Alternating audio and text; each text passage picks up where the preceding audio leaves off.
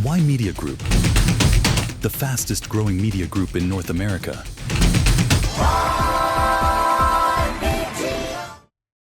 Hello and welcome back to Y Media Newsroom. I'm Ramona Singh, and the latest development on the CUSMA agreement.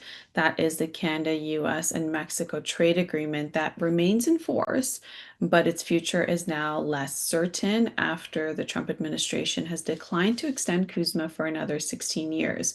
Now, Canada is seeking clarity on what happens next as the agreement enters into a period of an annual review, and that also means annual negotiations. There you have the Minister of Trade between the United States and Canada, Dominic LeBlanc, and also the top negotiator, Mrs. Charest, who are essentially now seeking what does it mean? Now it's not renewed. July 1st was the deadline, and now it goes into this annual review. So what does it mean next? We're already at the 6-month part halfway through this year. And so now this is very critical because this is North America's most important trade agreement that has now entered what would be a new and uncertain chapter. So this trade agreement is also, Canada essentially asked formally as well as Mexico to renew it for 16 years. And since it was not done so from the United States' behalf, then it goes into this rolling period.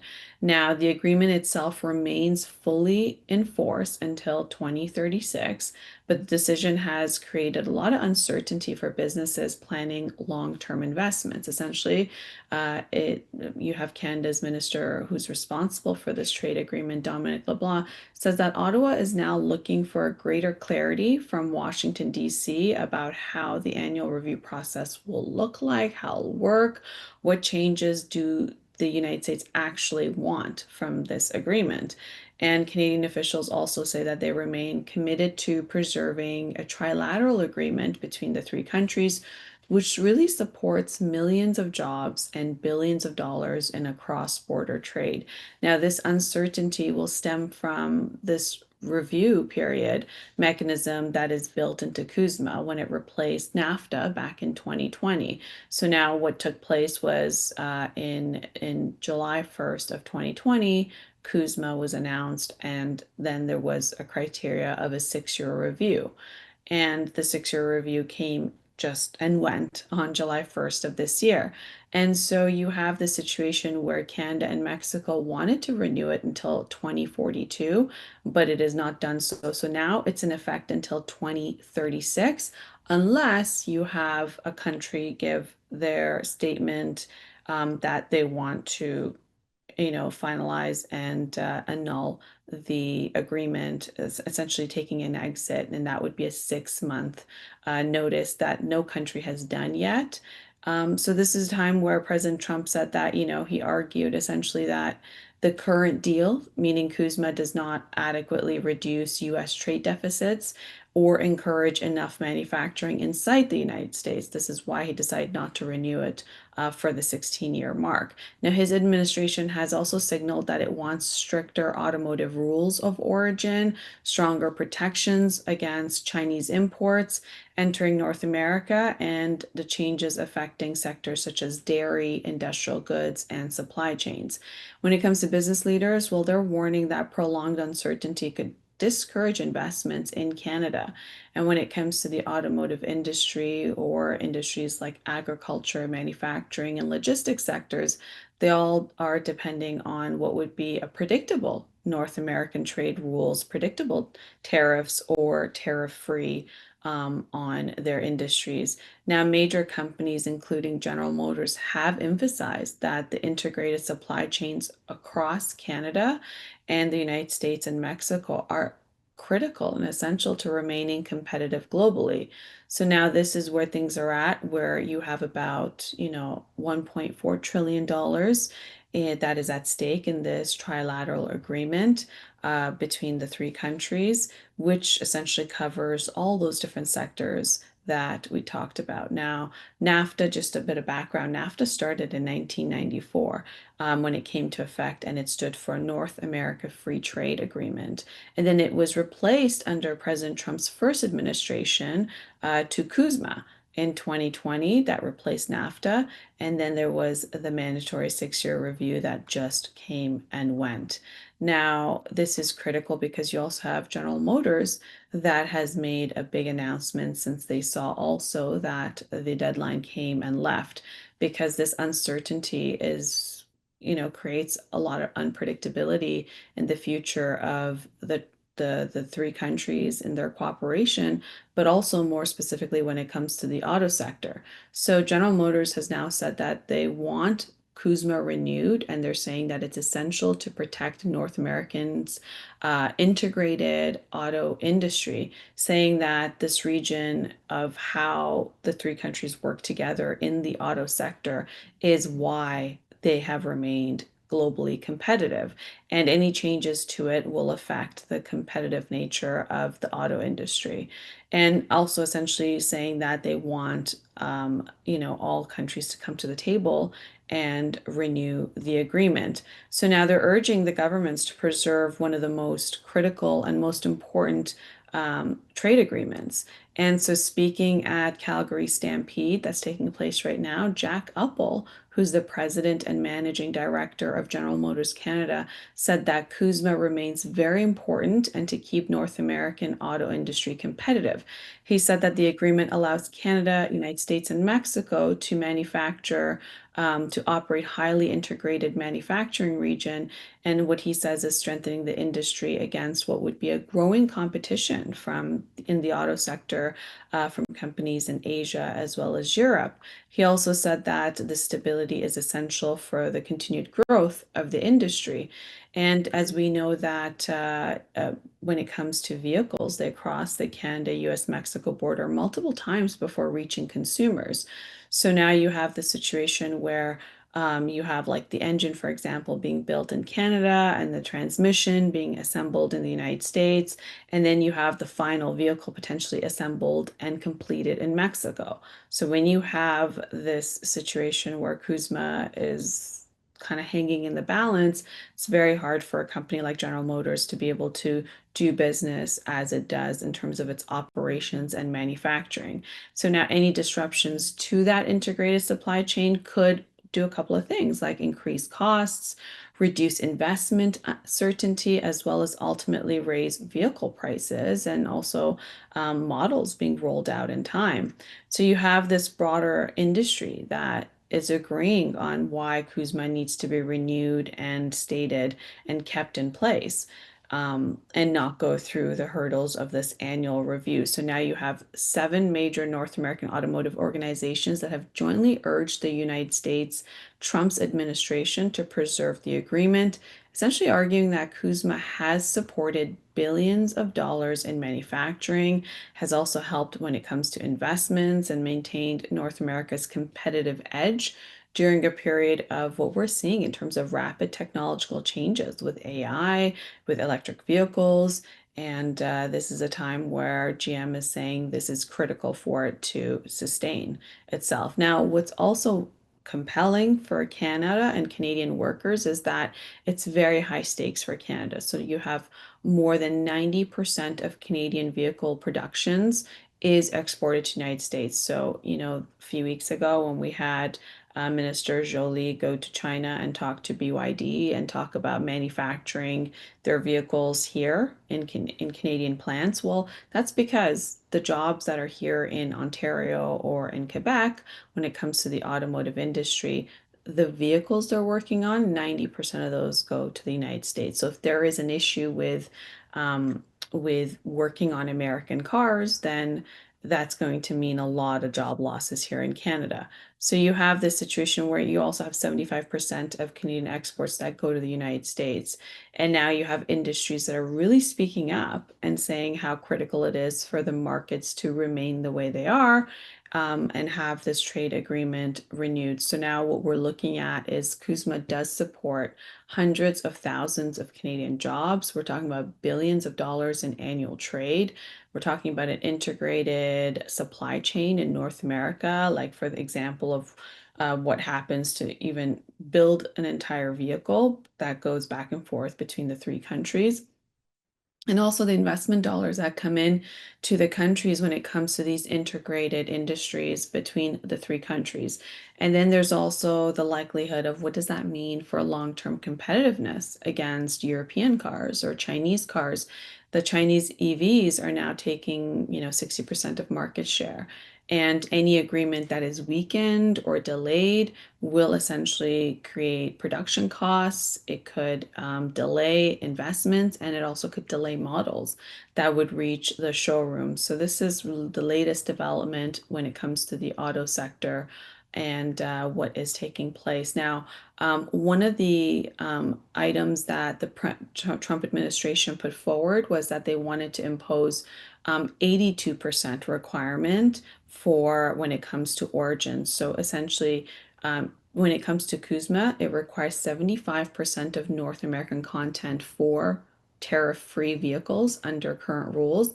And the Trump administration is proposing an increase of from 75% to about 82%. So this is part of probably what's going to be in these negotiations that will take place annually. Now, Ontario is critical for the automotive industry. It remains Canada's automotive manufacturing hub. Major Canadian operations are General Motors, Ford, Stellantis, Toyota, Honda, and thousands of auto parts and suppliers are here in Ontario. So any disruption to CUSMA could directly impact employment, manufacturing investments, and what would be the future of EV production across Ontario. These are the things that we're watching in terms of what will be the real impact, and we're looking to see what Ottawa will do next. Now, but the main highlight is that CUSMA is still in effect. It will be in effect until 2036, and there'll be an annual review that will take place until then, until the three countries decide that they will renew it for that time period. And at the same time, you have the NATO chief that is demanding a credible defense spending plan ahead of what will be the summit in Turkey that's going to take place this week.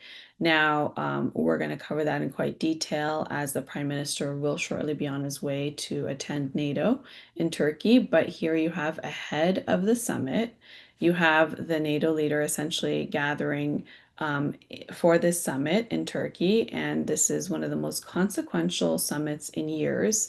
And I'll tell you why. It's because you have Secretary General Mark Rutte that is telling the 32 member countries that they can no longer just come and promise more spending on defense, that they actually have to present a credible plan showing how they will meet the new NATO's ambitious new defense spending targets. So we know for the last decade, the defense spending was about 2% of GDP. Now all countries have met that requirement, and now that is being bumped up.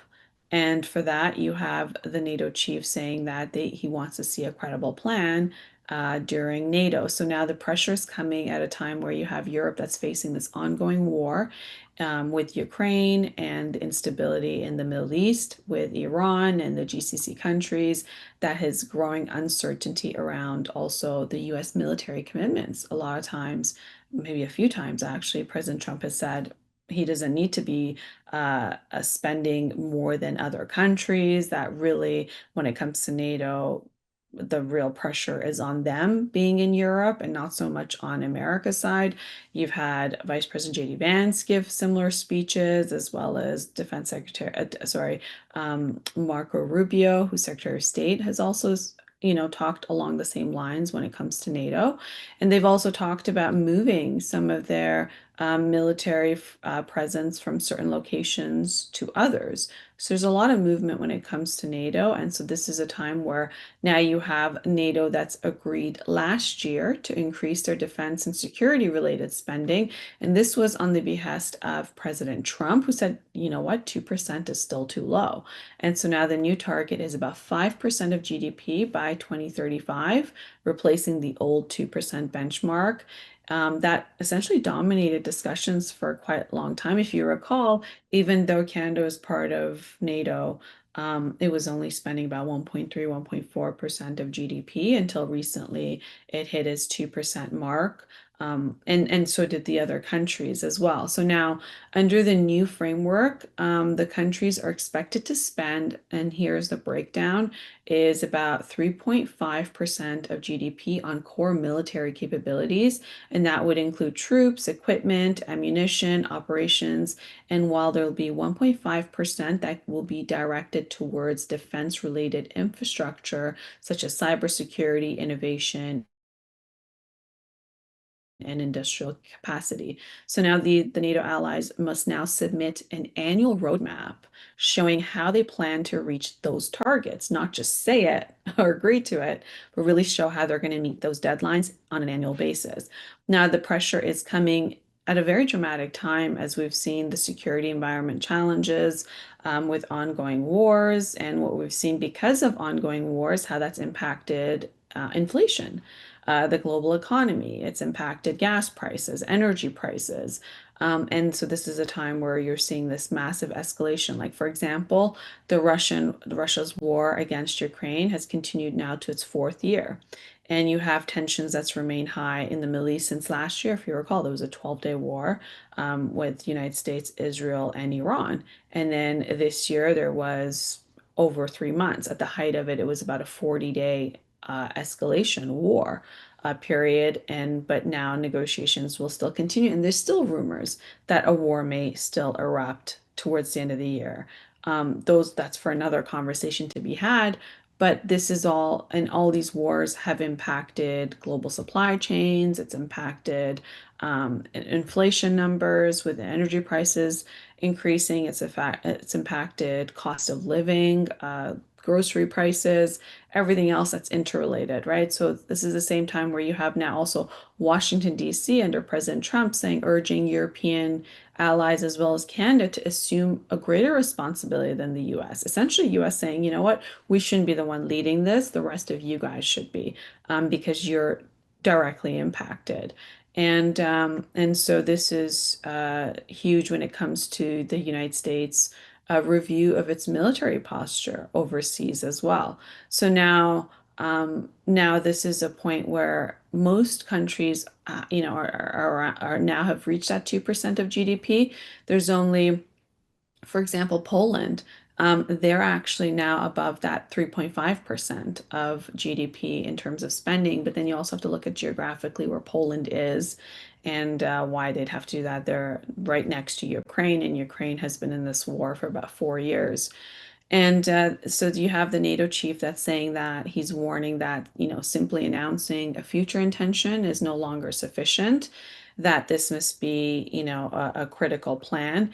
And also for Canada, this would be a summit that will represent potentially another opportunity to demonstrate itself as what it's doing in terms of its recent increased spending in defense and what would be in terms of a long-term strategy. So far, Prime Minister Mark Carney, who's going to participate at the NATO summit, he has essentially put bids in. We're going to cover the latest bids on the defense spending and announcements that the Prime Minister is doing. But he's been very vocal about the defense industrial production, having manufacturing within Canada. This is also related to the Arctic security, as well as what we've seen take place in terms of more continued support for Ukraine, and that also means backed by Canadian dollars.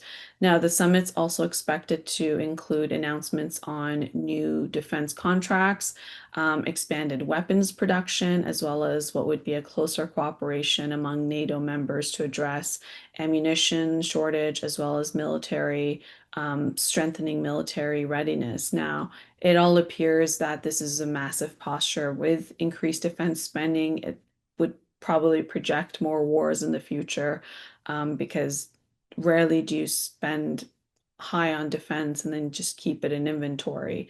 Although the posturing, sometimes could deter conflict, but it looks like things are amplifying.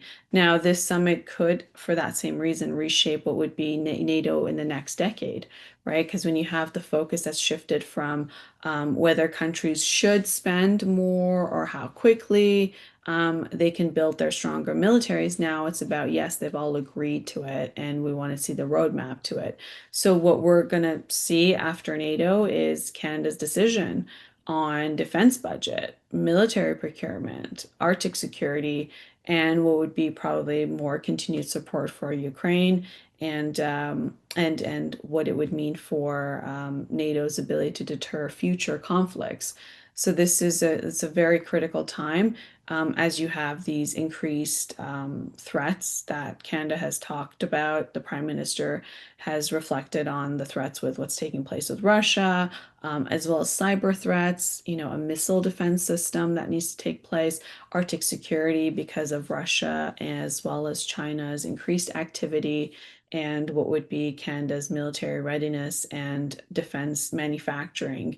That would be in-house, so the contracts don't just go overseas.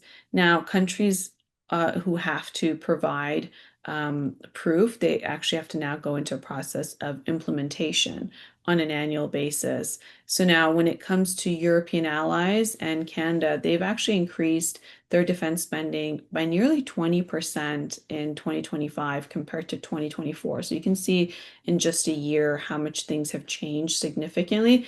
And hey, when President Trump came into office, he said, hey, what's 2%? Let's go to 5. And then Canada just went from 1.4% spending of GDP to 2%. And now we're talking about Canada's already talked about 4% of GDP by 2030. So that would double it in about 2.5 years. And NATO saying that European allies and Canada have collectively invested more than $571 billion in defense in the year of 2025. Poland's spending is about 4.3% of GDP on defense, among the highest in all of NATO's alliance. So we're keeping track of what this means. Of course, we're going to continue the coverage on NATO as it takes place and what it means for Canada and all the announcements that come out at this very critical time with these ongoing wars and what it would mean in terms of the political impact. Now, there's a lot of questions that remain. When you do about 5% of GDP on defense spending, that does mean higher government spending. That does mean budget pressures. But what would that be at the risk of? Would it be at the risk of other spending by the government, like healthcare, social assistance, social welfare? And what does it mean for what it could be in terms of a public debt? And some of these countries, it would increase it. And also the countries where there's political resistance to military spending, that should be increased, right? Because these countries are democratic countries that go into an election every 4 years, and it's the citizens of those countries that have to say, yeah, we want 5% of our GDP to go for defense spending in terms of ammunitions and everything else in between for defense spending. So this is a critical time to see, is this going to be at the risk of other critical things that Canada needs just to be able to meet its goals and targets by being part of NATO? And how will this reshape what would be the ongoing confrontation with Russia and Russia's response? And the other question that remains is that will the U.S. reshape its military role in Europe? Will they move some of their bases? Will they increase it or reduce it as they've been talking about? So there's a lot going on right now that we're going to cover in much more detail for you. We're going to take a quick break and we'll be right back.